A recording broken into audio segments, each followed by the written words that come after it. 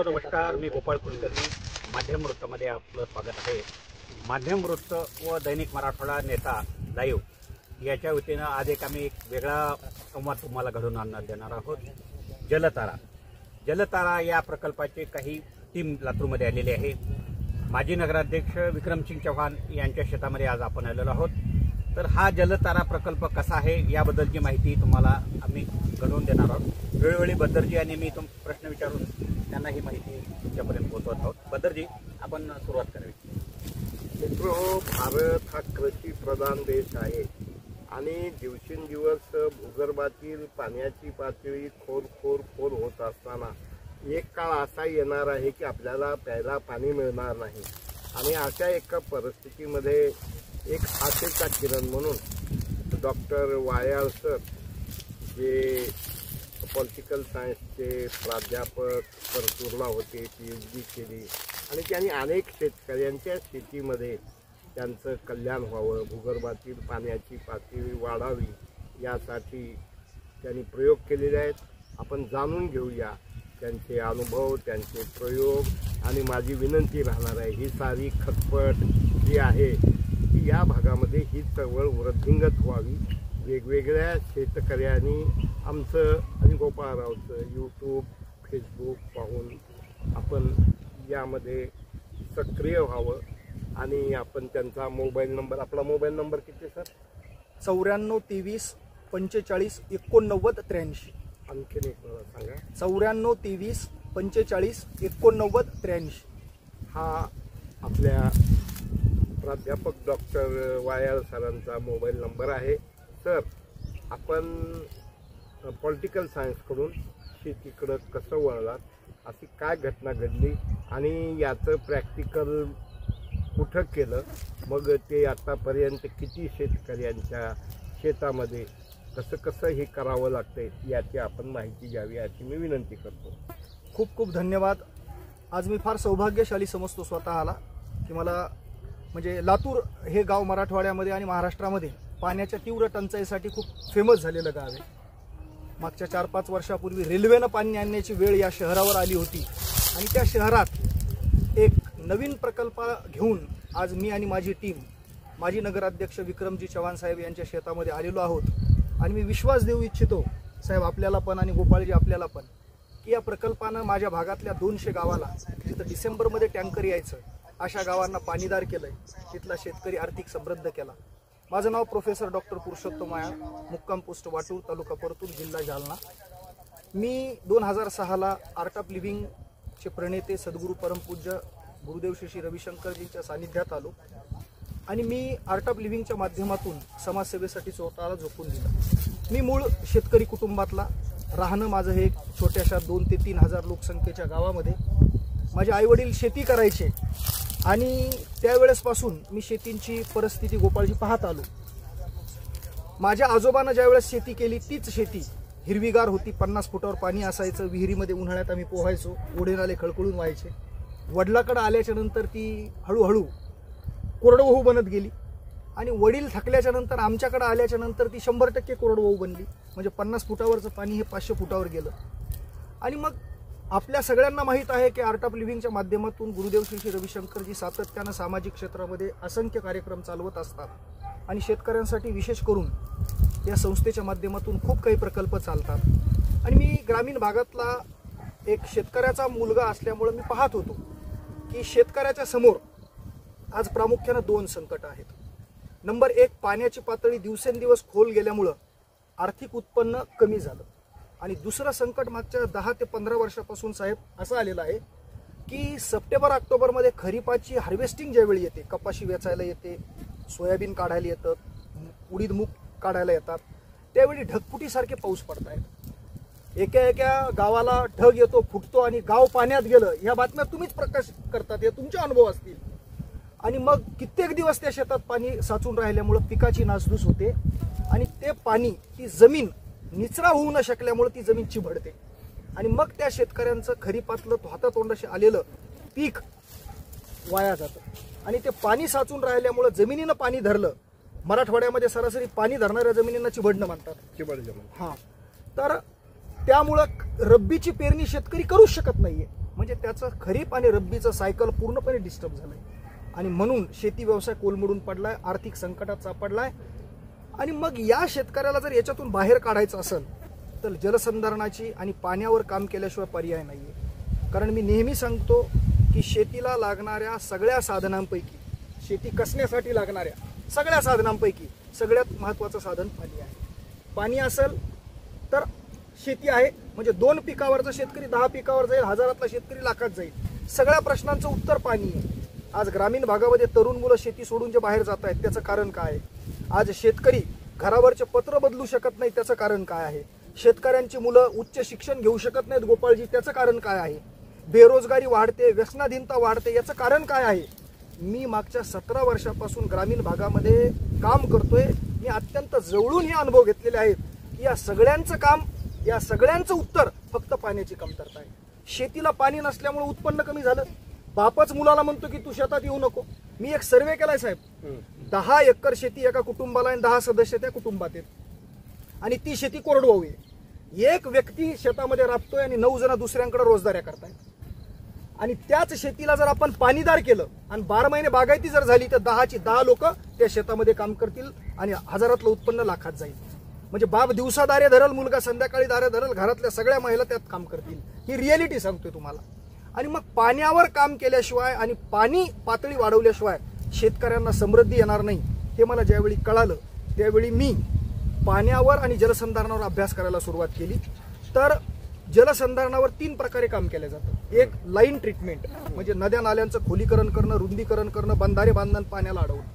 Number 2 watershed management, पाणलोट विकास ज्याला म्हणतात, माथा ते पायथा. आणि नंबर 3 एरिया ट्रीटमेंट. आता पहिल्या 2 ट्रीटमेंट ज्या आहेत, लाईन ट्रीटमेंट, याला मर्यादा आहेत. एका गावाला एक नदी आहे, त्याच्या बाजूला नदीवर आपण बंधारा केला आणि पाणी अडवलं तर काही मीटरपर्यंत त्याचं पर्क्युलेशन होईल, पण बाकी क्षेत्रात पर्क्युलेशन होत नाही.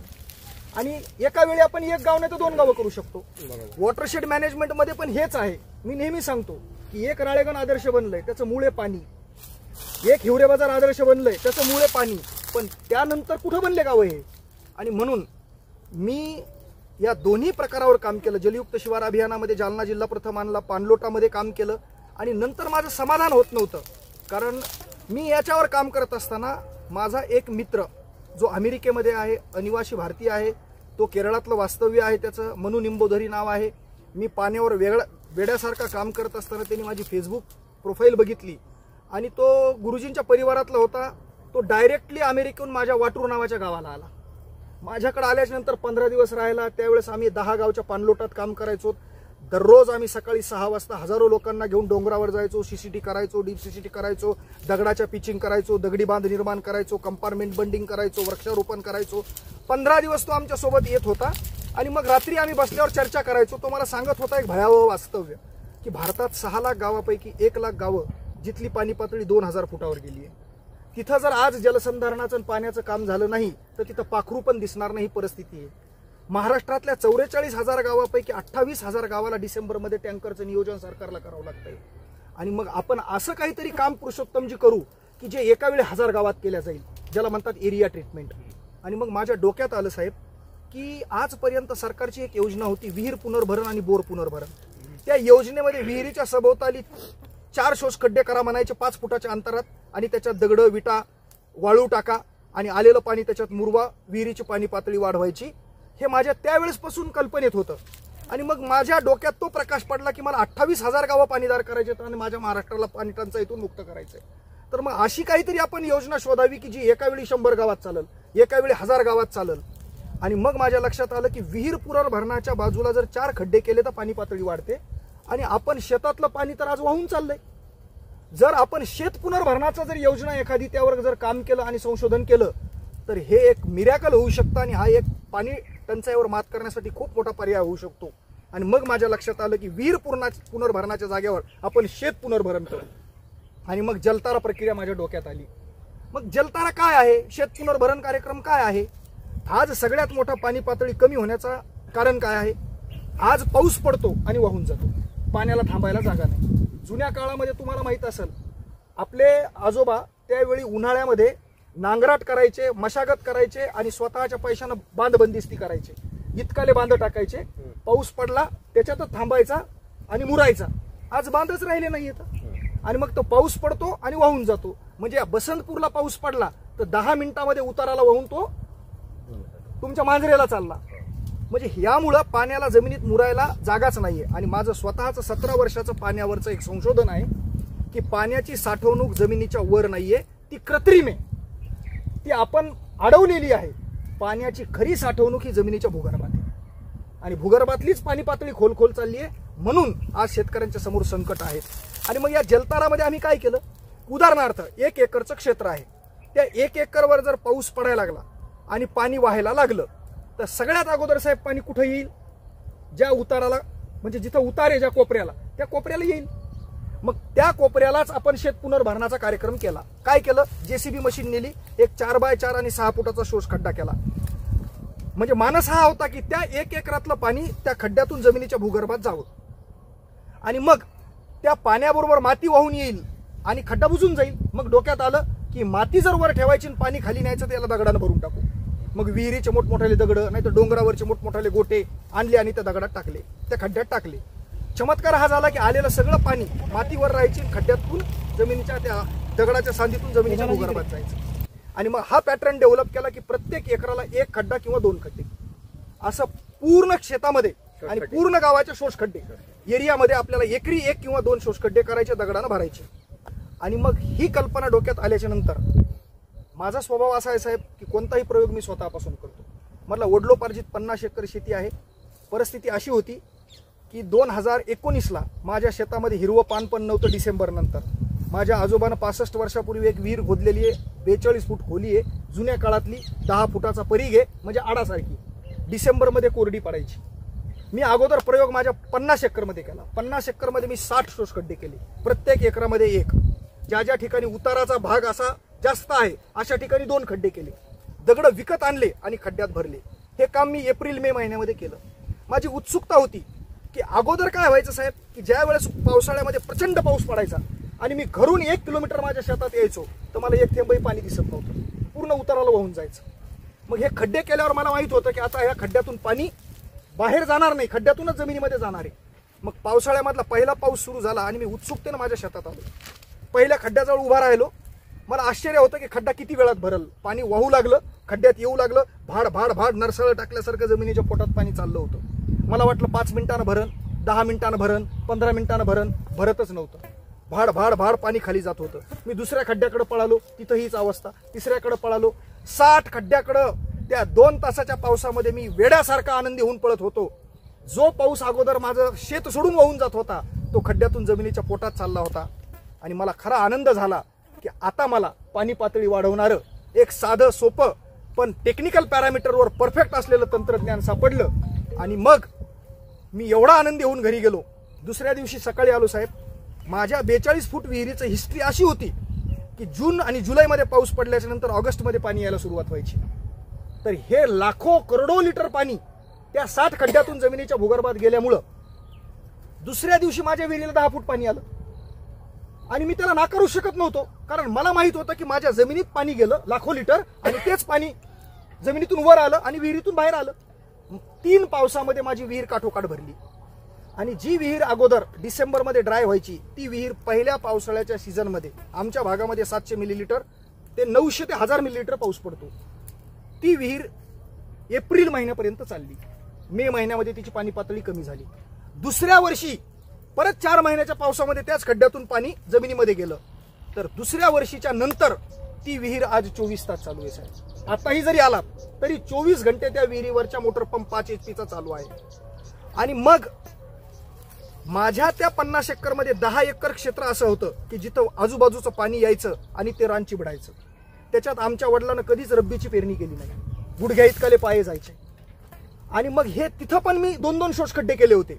तर त्या शोष खड्ड्यातून रात्री इतका पाऊस पडायचा आणि पाहिलं तर तळस असल्यासारखं पाणी दिसायचं. आणि सकाळी आलो तर पाण्याचा थेंबही नाही.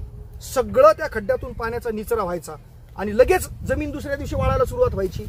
माझ्या लक्षात आलं की शेतकऱ्याच्या समोरचे मुख्य 2 संकट जे आहेत, पाण्याची पातळी वाढणं आणि पाण्याचा निचरा होणं आणि रानं न चिबडणं आणि खरीप रब्बीचे दोन्ही पिकं जोमदार येणं, यावरचा जबरदस्त पर्याय मला सापडला. बघा वाय साहेब, आम्हाला असं सांगा की हे जलतारा प्रकल्प जे तुम्ही राबवता, तर याचे प्रयोग तुम्ही कुठे कुठे केले आणि त्याचा किती शेतकऱ्यांना फायदा झाला? तर मग हा प्रयोग माझ्या पहिल्यांदा शेतात केल्याच्या नंतर मी माझ्या मित्राला म्हटलं की आता आपण याला स्केलवर करायचं आणि जे 28,000 गावं आहेत या गावांना आपल्याला पाणीदार बनवायचं.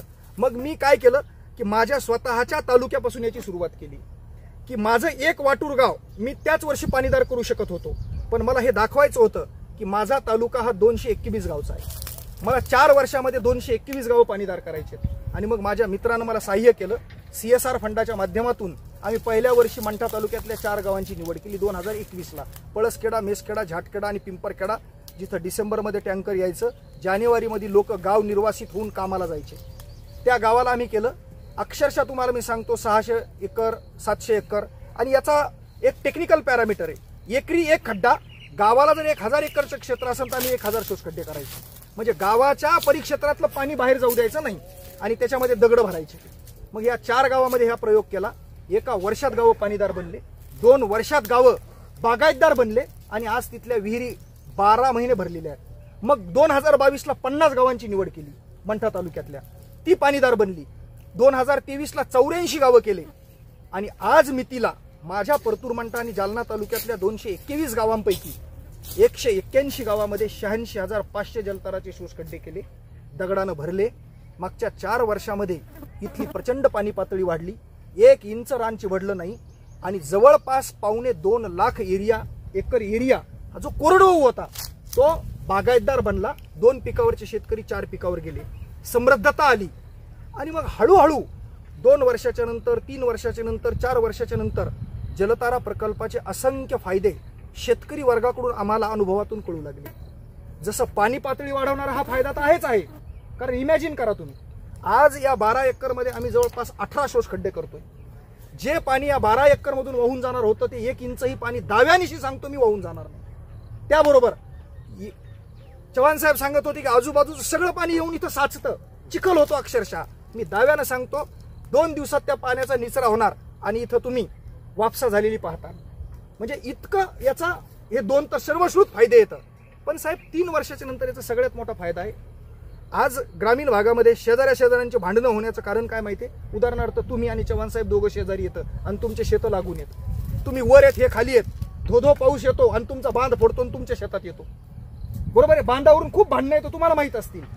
आम्ही ज्या शेतकऱ्यांच्या शेतामध्ये हे जलतारा शोष खड्डे करतो त्यांचं पाणी त्यांच्या शेतात आणि यांचं पाणी यांच्या शेतात, म्हणजे बांध फुटायचं कामच नाही राहिलं, भांडणं मिटले. त्याच्यानंतर 2-3 वर्ष सारखं पाणी एका एकरच्या 2 खड्ड्यातून जमिनीत जाऊन त्याचं मॉइश्चर जमिनीच्या खाली तयार होतं आणि ते मॉइश्चर तुमच्या सूक्ष्म जीवजंतूंना जगवतं.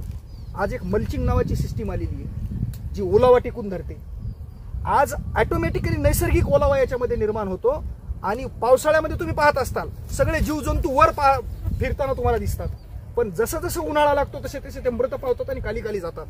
तर या ओलाव्यामुळे ते जीवजंतू टिकतात आणि तिथला पीक हे जबरदस्त उत्पन्न तुम्हाला देऊ लागतं. तर अशा अगणितिक फायदे आहेत. आणि मग या सगळ्या प्रक्रियेतून एक नाविन्यपूर्ण प्रक्रिया, आज शेतकरी परावलंबी झालेला आहे साहेब. शासनाची कुठली योजना येते का, त्याच्यानंतर त्याचा लाभ आम्हाला घेता येतो का? आणि काय झालं माहितीये का, कोणत्याही गावाला पाण्याचं काम करायचं आणि गाव जर बागायतदार आणि पाणीदार करायचं तर आज तुम्ही एखाद्या गावात जा आणि लोकांना सांगा की आपल्याला जलसंधारणाचं काम करायचं. लोक काय म्हणतात माहितीये का, लोकांची एकच भावना आहे की आमच्या गावाला धरण व्हावं त्यावेळेस आम्ही पाणीदार होऊ, आमच्या गावाला नदी असावी त्याच्यावर बंधारे व्हावेत मग आम्ही पाणीदार होऊ, आमच्या गावाला कॅनल व्हावा, आमच्या गावाला उपसा जलसिंचन योजना व्हावी. आणि ह्या सगळ्या योजना किती खर्चिक, अमाप खर्चिक आहेत. शासनाचा निरुत्साह आहे आज, हे पाहतोय आपण. जलतारा ही एक असं टेक्निक आहे की हे इतकं सहज, सोपं, कमी वेळेमध्ये, कमी पैशामध्ये तुम्हाला पाणीदार करणारं आणि गावाला पाणीदार करणारं एक तंत्र आहे. आता बघा, मी येऊन इथं 2 घंटे झालेले आहेत. 2 घंट्यामध्ये आम्ही या 12 एकरवर 18 मार्कआउट टाकलेत. JCB चव्हाण साहेबांना बोलून घेतली. मला वाटतं आता हा 10वा खड्डा चालू आहे आणि लगेच दगड टाकून आम्ही त्याला बुजून घेणार. म्हणजे अक्षरशः 4 घंट्यामध्ये 12 एकरचं जलसंधारणाचं काम फायनल होणार. आणि त्यांनाच विचारून पहा खर्च किती आला. JCB 5 घंट्यामध्ये 18 खड्डे करणार, 5,000 रुपये. दगड तुमच्यावर डिपेंड आहे, फुकट भेटतात का विकत भेटतात. आणि राहिला प्रश्न आमच्या मार्गदर्शनाचा, तर तुम्हाला मी सांगतो, मला या कामामध्ये एवढा आनंद आहे की मी 2.25 लाख रुपयाची नोकरी 8 वर्ष शिल्लक असताना सोडून दिली, कारण मला हे माहीत होतं की माझा मायबाप शेतकरी जर जगायचा असेल तर पाण्याशिवाय तो जगू शकत नाही.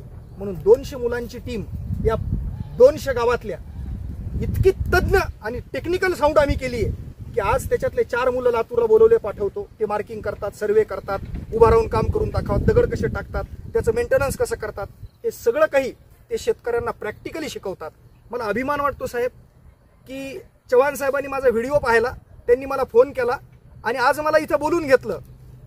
आज तुम्हाला मी सांगतो, मी माझ्या 4 मुलांना घेऊन त्यांच्या शेतात आलोय. ते उभे येतं, आम्ही शेतात फिरतोय, मार्किंग करतोय, उभा राहून काम करून दिलंय. दोघंही जण आज इथं उपस्थित येतं. जलतारा काय आज मला परत इथे येण्याची गरज आहे? जर कोणाला इथं पाठवलं तर तुम्ही सांगू शकता चव्हाण साहेब? बिलकुल सांगू शकतो, 100% सांगू शकता. हा माझ्या जीवनाचा खरा मानस होता की ही जलक्रांती व्हावी आणि माझ्या तमाम शेतकऱ्यांना एक असं तंत्रज्ञान भेटावं की त्याला गमावलेला विश्वास परत मिळावा. आणि मला आनंद आहे की हा विश्वास शेतकऱ्यांना मिळाला. ते कुठल्या योजनेची वाट पाहत नाही साहेब. याला कारण लागतंच काय? एक JCB, दगड आणि मार्गदर्शन. तिन्ही गोष्टी सहज उपलब्ध होऊ शकतात. आणि आज परिस्थिती अशी आहे की भारतातल्या कान्याकोपऱ्यातून मला बोलावलं जातंय आणि मी पण ठरवलंय की शेतकऱ्यांनी कुठेही बोलू, आपण जायचं, त्याला मार्गदर्शन करायचं, त्याला विश्वास द्यायचा आणि जलतारातून त्याला पाणीदार करून त्याला आर्थिक समृद्ध करायचं. बद्दलजी आपल्याला काही प्रश्न विचारणार? सर, कंटूर बंडिंग मी काही दिवस सॉइल कॉन्झर्वेशनमध्ये काम केलं. तर कंटूर बंडिंग असते की ज्या पद्धतीनं आपली पाण्याची जे आहे उतार असतो त्या पद्धतीनं करतात. आणि शेतकरी इथं माझा बांध आहे, इथं नको, ड्रेन इथं नको, हे कंटूर बंडिंग अशी असायची. आता या शेतामध्ये जर फ्लॅट जमीन असेल तर आपण त्याला काय करायचं?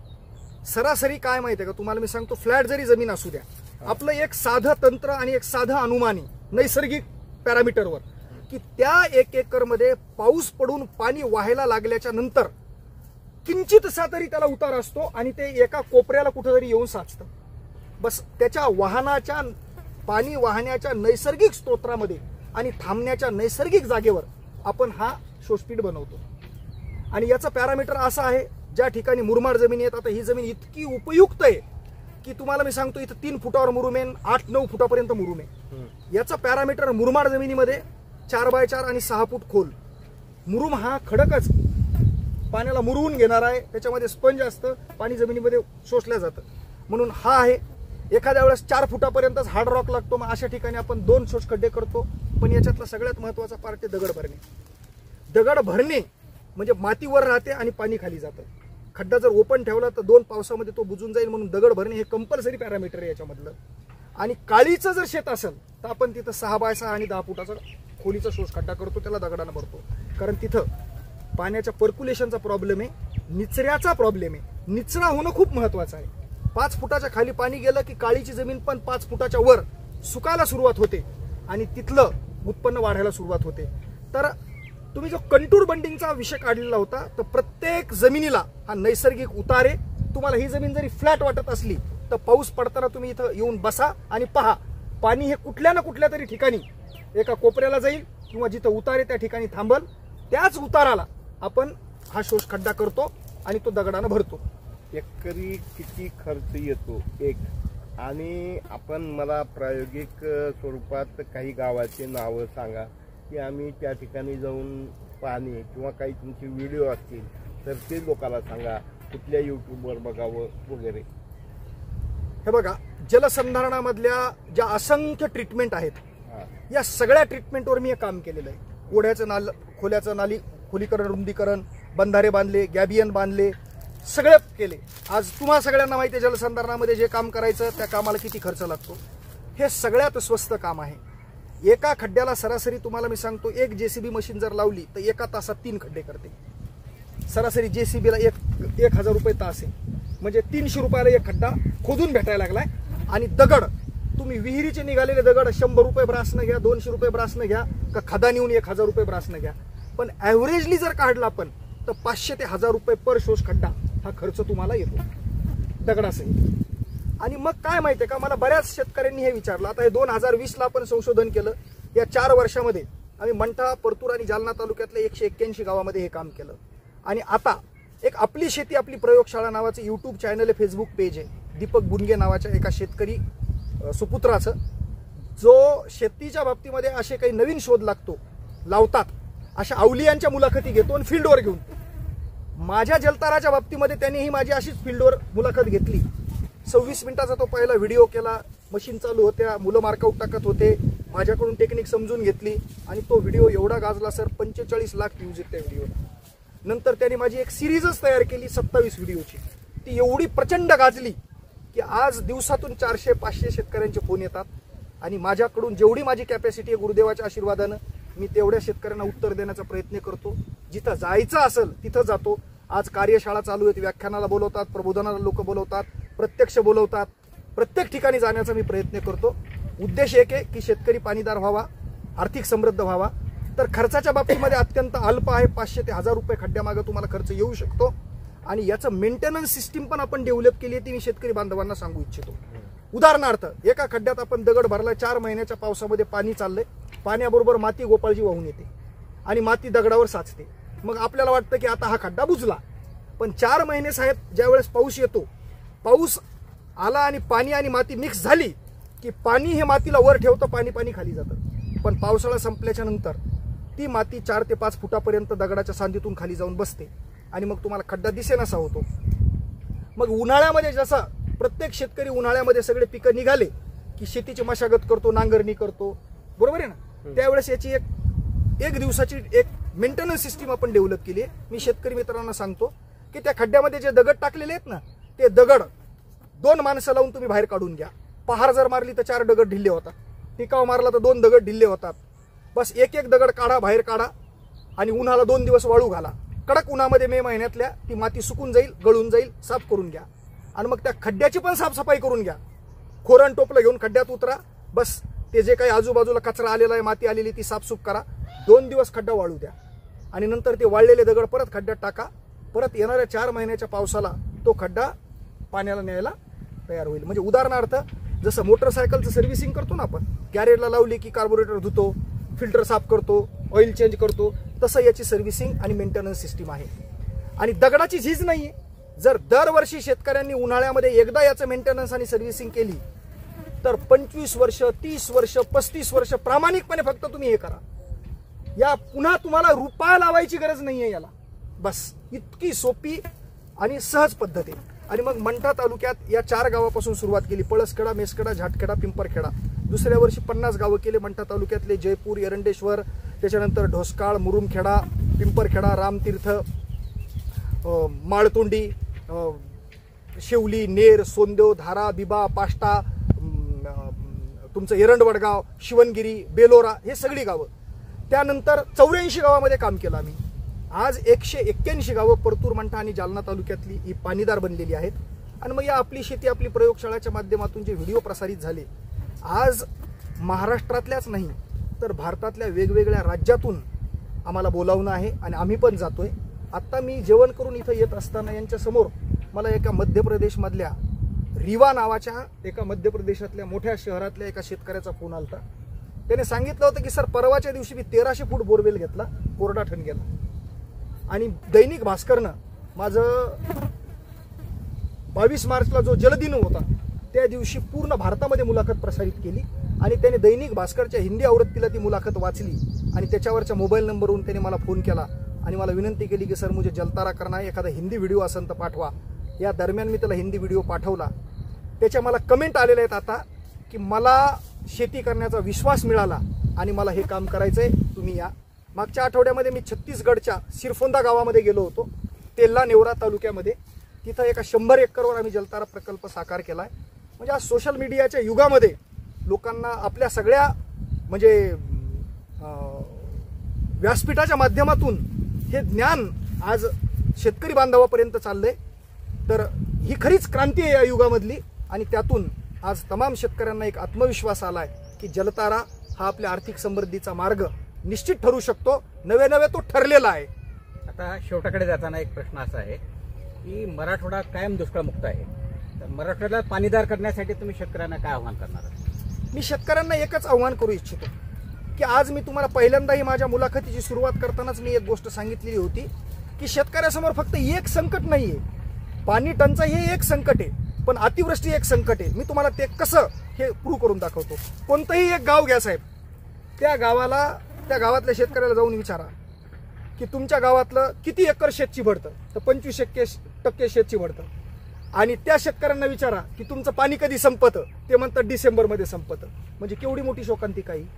यावरून तुम्ही ठरवा की पाणी टंचाई हे एक प्रश्न आहे आणि अतिवृष्टी हा दुसरा प्रश्न आहे. आणि या दोन्हीवर जलतारानं पर्याय दिलेला आहे की प्रचंड पाणी पातळी वाढते. आता परवा माझ्या अमेरिकेतला मित्र जो माझा संशोधनातला म्हणजे पार्टनर आहे, आम्ही दोघांनी मिळून जलताराचं संशोधन केलं आणि ओघाओघानं मला पण आठवलं म्हणून तुम्हाला सांगतो की बऱ्याच जणांनी मला पत्रकारांनी आजपर्यंत विचारलेलं, सर जलतारा नाव कसं सुचलं. ज्यावेळेस मी माझ्या स्वतःच्या शेतामध्ये हे काम करत होतो सर, ध्येय वेळा माणूस होतो मी, माझ्या डोक्यात फक्त एकच होतं की या खड्ड्यातून पाणी किती खाली जाईल आणि कधी कधी आपल्याला याच्या पुढच्या ज्ञानाच्या गोष्टी सापडतात. म्हणून एका रात्री JCB मशीन चालू होता माझ्या शेतात, मी गाईच्या गोठ्यामध्ये बाज टाकलेली होती, बाजावर झोपलेलो होतो आणि सहज आकाशाकडे पाहिलं, चांदणं टिपूर पडलेलं होतं साहेब. आणि ते चांदणं आणि ते तारे इतके चमकत होते आणि मला काही माहित नव्हतं. आपल्याला फक्त एक माहित होतं, शोष खड्डे करायचे आणि दगडण भरायचे. आणि मग त्या ताऱ्याकडे पाहून माझ्या मनामध्ये एक विचार आला की काय सुंदर तारे चमकायला लागले तर, आणि आपण पण खाली प्रत्येक एकरामध्ये 1 शोष खड्डा 2 शोष खड्डे करायलोय. हे पण पाण्याला जमिनीत नेणारे असे करोडो तारे जमिनीच्या पोटावर आणि जमिनीच्या पृष्ठभागावर आपण निर्माण करणार आहेत. आणि म्हणून हा तारा आणि त्याच्यातून जाणारं जल, आणि मग त्याचं नाव सुचलं जलतारा. तर असा याचा एक प्रवास आहे. तर हा शेतकऱ्यांच्या सगळ्या म्हणजे समस्यावर पर्याय ठरलेला आहे. आणि आज मला आनंद हा वाटतो की आज शेतकरी शासनाच्या वेगवेगळ्या योजना, कुणीतरी आमचं हे काम करून द्यावं ह्या ज्या एका विचारामध्ये अडकलेला होता, तर त्या विचारातून तो बाहेर निघाला. आज यांचंच उदाहरण घ्या, चव्हाण साहेबांचं. त्यांनी सातत्यानं मागच्या 15 दिवसापासून मला फोन केले आणि म्हणले की सर काय लागतंय हे मला यादी पाठवा. मी सांगितलं 10 किलो चुना आणा, दोरी आणा, JCB आणा, दगड आणा, बस आम्ही येऊ, बस 4 घंट्यामध्ये तुमचं काम फायनल करून देऊ. म्हणजे आज त्यांनाही विचारा तुम्ही 2 प्रश्न की तुम्हाला दिसतंय का हे की माझं इथं साचणारं पाणी जमिनीत मुरणार आहे, माझी पाण्याची पातळी वाढणार आहे. हे सगळं काही दिसतंय, म्हणजे अनुभवाच्या स्तरावरच्या ह्या सगळ्या गोष्टी आहेत. आणि म्हणून आणि सगळ्यात याची महत्वाची गोष्ट हा स्केलेबल आहे. एका वेळी आता आम्ही आमच्या भागामध्ये ज्यावेळेस प्रकल्प केले, 84 गावात 30-35 JCB चालत होत्या. याच्यामुळं गावातल्या मुलांना रोजगार भेटला. आता हे खेडेगावातली मुलं आहेत सुशिक्षित बेरोजगार, याच्यावर काम करतायत, त्यांना पण 2 पैसे भेटायला लागलेत आणि त्यांच्या माध्यमातून गावाचं पुनर्भरण व्हायला लागलंय. गावामध्ये एक नवीन योजना यायला लागली आहे. तर या सगळ्या गोष्टींच्या माध्यमातून आज एक हे जल आंदोलन तयार झालंय. आणि ज्यावेळेस एखादं आंदोलन विचारानं पेटतं, कृतीनं पेटतं, त्यावेळेस निश्चितपणे म्हणजे ती क्रांती होत असते. आणि आपण तर माझे खूप जुने मार्गदर्शक आहात. आपण आपला परिचय करून देताना जे सांगितलं की मी या सगळ्या क्षेत्रात काम केलेलं आहे. आपल्याला माहिती आहे साहेब की तुमच्या पूर्वीच्या काळामध्ये कृषी क्रांती होती, नंतर औद्योगिक क्रांती आली, नंतर शैक्षणिक क्रांती आली आणि परत कृषी क्रांतीचे दिवस आलेत. आणि ती येऊ घातलेली आहे, फक्त तिला पाण्याची जोड असणं आवश्यक आहे. म्हणून मी 2023ला माझ्या 200 गावांमध्ये कार्यक्रम आयोजित केला, जलतारा शेतकरी मेळावा. 2 फेब्रुवारी 2023ला वाटूर या गावात माझ्या स्वतःच्या. त्या कार्यक्रमाला आर्ट ऑफ लिव्हिंगचे प्रणेते सद्गुरू परमपूज्य श्री रविशंकरजी आले होते. 50,000 शेतकऱ्यांचा तो मेळावा होता, लाभार्थी. आणि महाराष्ट्राचे मुख्यमंत्री एकनाथ शिंदे आले होते. त्यांनी ज्यावेळेस जलतारा प्रकल्प पाहिला आणि मी आव्हान केलं त्यांना माझ्या प्रास्ताविकातून की साहेब 5 वर्ष तुम्ही मला द्या, आज अतिवृष्टीवर वाटलं जाणारं अनुदान मी थांबून दाखवतो आणि तीव्र पाणी टंचाई आणि टँकर या माध्यमातून आम्ही बंद करून दाखवतो. बस त्या माध्यमातून हे काम व्हावं म्हणून याला राजाश्रय मिळावा, शासनाचं व्यासपीठ मिळावं. आणि एकनाथजी शिंदे साहेबांच्या प्रयत्नातून मनरेगामधून या वर्षीपासून जलतारा प्रकल्प गावागावामध्ये राबवला चाललाय. जे लाभार्थी मनरेगातून लाभ घेऊ इच्छितात ते त्याच्यातून घेत आहेत आणि जे मनरेगाचे लाभार्थी नाही आहेत ते स्वतः करू लागलेत. अत्यल्प दरामध्ये हा प्रकल्प होतोय. म्हणून शेतकऱ्यांच्या समृद्धीसाठी ही एक नवसंजीवनी जलतारा घेऊन आलेला आहे. बद्दलजी समारोप करा. पाणी पातळी ही साधारणतः किती वाढली किंवा कुठे असं काही आपण सांगू शकता का? 100% सांगू शकतो. पहिल्यांदा आम्ही मंठा तालुक्यातल्या 2022ला 50 गावामध्ये ज्यावेळेस काम केलं त्यावेळेस आम्ही दावे करणं साहेब अतिशोक्ती वाटेल कुणाला, बरोबर आहे. म्हणून आर्ट ऑफ लिव्हिंग सोशल प्रकल्प, Jaltara save ground water foundation या 2 फाउंडेशनच्या माध्यमातून हा प्रकल्प आम्ही चालवतो. मग आम्ही काय केलं की या गावाला आम्ही 100% एरियावर काम केलेलं आहे. मग आपण याचा इम्पॅक्ट असेसमेंटचा सर्वे करून घेऊ आणि तो एका थर्ड पार्टीकडून आम्ही सर्वे केला. त्या 50 गावामध्ये झिस्ट नावाची एक इंटरनॅशनल कंपनी आहे जी फक्त इम्पॅक्ट असेसमेंटवर काम करते. की एखादा प्रकल्प तुम्ही इथं जलसंधारणाचा केलेला आहे, मग त्यांचे वेगवेगळे पॅरामीटर असतात. पाणी पातळी एका पावसाळ्याच्या सीझनमध्ये किती वाढली, त्याच्यानंतर इथलं अतिवृष्टीमध्ये होणारं नुकसान किती टक्के टळलं, त्याच्यानंतर इथलं उत्पन्न किती वाढलं, रब्बीची पेरणी किती टक्क्यानं वृद्धिंगत झाली. तर झिस्ट नावाच्या इंटरनॅशनल कंपनीनं याचा इम्पॅक्ट असेसमेंट केलं. 1 वर्ष म्हणजे आम्ही काम केल्याच्या नंतर दुसऱ्या वर्षी त्यांचे 4-4, 5-5 शास्त्रज्ञ त्या गावांमध्ये गेले. त्यांनी प्रत्यक्ष फील्डवर जाऊन याचा सर्वे केला, इम्पॅक्ट असेसमेंट केलं. तर एका वर्षाच्या जलताराच्या पावसाळ्याच्या नंतरचा इम्पॅक्ट असेसमेंटचा रिपोर्ट मी सांगतो. एका गावाला जर 70-80% जर एरिया कव्हर झालेला असेल तर एका पावसाळ्याच्या सीझनमध्ये 14 फूट पाणी पातळी त्या गावाची वाढली. म्हणजे हा जोक नाहीये. 14 फूट एरियाची पाणी पातळी वाढणं म्हणजे ही साधी गोष्ट नाहीये. त्याच्यानंतर अतिवृष्टीमध्ये होणारं नुकसान, जे पाणी साचून शेतं चिबडत होते आणि रब्बीची पेरणी होत नव्हती, खरीपाच्या पेरणीला धोका व्हायचा किंवा खरीपाच्या हार्वेस्टिंगला धोका व्हायचा, अशा ठिकाणी जलताराच्या माध्यमातून 0% नुकसान झालं. हे जिस्टचा रिपोर्ट आहे. याचे पॅरामीटर आणि टेक्निकल गोष्टी मी तुम्हाला देऊ शकतो, दाव्यानिशी सांगतो. त्यानंतर रब्बीच्या पेरणीमध्ये 42% वृद्धी झाली. म्हणजे ज्या क्षेत्रामध्ये रब्बीची पेरणीच होऊ शकत नव्हती, 42% एरियावर रब्बीची पेरणी झाली. आणि आर्थिक उत्पन्नामध्ये शेतकऱ्यांच्या 120 पटीनं वाढ झाली. हा जिस्टचा रिपोर्ट आहे सर. आणि माझ्या बाबतीमध्ये जर विचारलं तर, कारण मी याचं संशोधन करताय, मी 24 घंटे जलतारामध्ये काम करतोय. आज जर या वसंतपूर नावाच्या गावाला 1000 एकरचा एरिया असेल तर मी सांगल बसवंतपूर इथं 1000 शोषखड्डे करा, दगडानं भरू आपण, आणि एका पावसाळ्यामध्ये 14 फूट म्हणजे जवळपास आमच्या भाषेमध्ये 50% पाणी पातळी वाढेल आणि 2 पावसाळ्याच्या सीझनमध्ये 100% पाणी पातळी वाढेल. हे माझ्या स्वतःच्या शेतातलं उदाहरण सांगतो, गावातलं उदाहरण सांगतो, माझ्या परिसरातलं उदाहरण सांगतो. ही रियालिटी आहे. आणि त्याच्यासोबत अतिवृष्टीमध्ये कुठलंही नुकसान नाहीये. अशा सगळ्या गोष्टी या असेसमेंटमधून आमच्या लक्षात आल्या आणि त्यानंतर इतका सहज, सोपा, सगळ्यांना पटणारा आणि खरंच तुम्हाला कमी कालावधीमध्ये रिझल्ट देणारा प्रकल्प आज जलतारा ठरलेला आहे. एकंदरीत खूपच क्रांतिकारक हा प्रकल्प आणि आपण यासाठी परिश्रम घेत आहात. आमचे चव्हाण साहेब बऱ्याच दिवसापासून धर्मेंद्रजीही सांगत होती की आमच्याकडं वायर्सर येणार आहेत, आपण त्यांना भेटा, त्यांची मुलाखत घ्या आणि जे जे आपणाशी ठावे ते इतरांशी सांगावे, शहाणे करून सोडावे सकळ जन. या भूमिकेतनंच धर्मेंद्रजींनी आम्हाला उभारावला, बोलवलं, आपली भेट घडवून आणली. आणि मित्र हो, जास्तीत जास्त शेतकऱ्यापर्यंत हा संदेश तुम्ही पोहोचवा. याचं प्रिंट मॅडम माध्यमातून आम्ही पेपरला लेखही देऊ आणि आता हे फेसबुक लाईव्ह आहे, यूट्यूबलाही टाकू. आमची विनंती आहे, काय देवाला द्यायला पदर नाही घ्यायला असं न होता याचा अंगीकार करा, स्वीकार करा. लोकांच्या घरी प्रयोग करण्यापेक्षा आपल्या शेतात प्रयोग करा. आणि आपण आम्हाला जे माध्यम गोपाळ कुलकर्णी यांचं आणि माझं मराठवाडा नेता यूट्यूब याला फेसबुकला आपण सविस्तर माहिती दिलात त्याबद्दल आमच्या दोघांच्या वतीनं आणि चव्हाण साहेबांनी मस्त. आजकाल कसं आहे, कल्याण आपलं झालं पाहिजे, शेजारी उपाशी मेला पाहिजे.